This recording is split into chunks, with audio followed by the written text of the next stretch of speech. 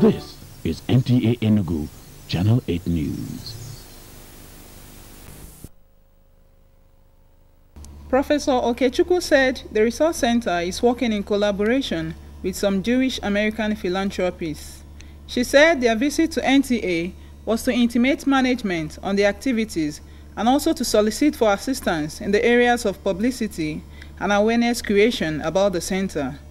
Professor Okechukwu noted that the Study and Resource Center was founded to empower youths.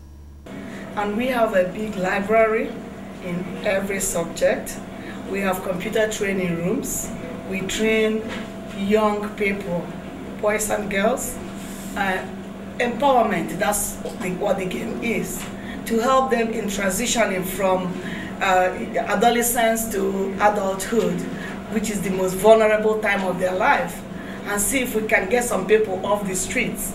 Because when we impart skills, then you have given them ways of making sure that they can go to the stream and get their own fish to eat. Because I have this idea that change the way people think and things will never be the same again.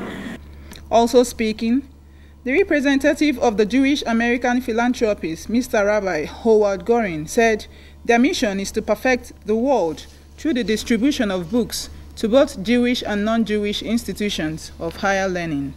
And impressed with their level of knowledge, in spite of the fact that they have no access to resources and materials such as books.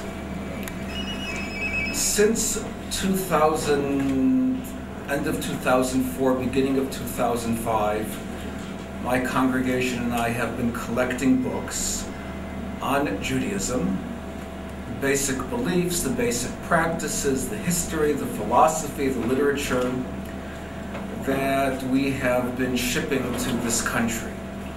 Responding, the Zonal Director, Mr. Atiku Dan Shentima, commended the group for utilizing their resources to nurture young people and pledged NTA's unalloyed support.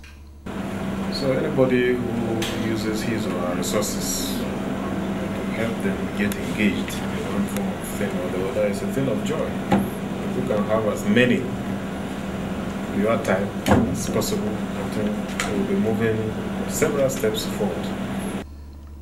In Enugu, Chinenye Nwabufo.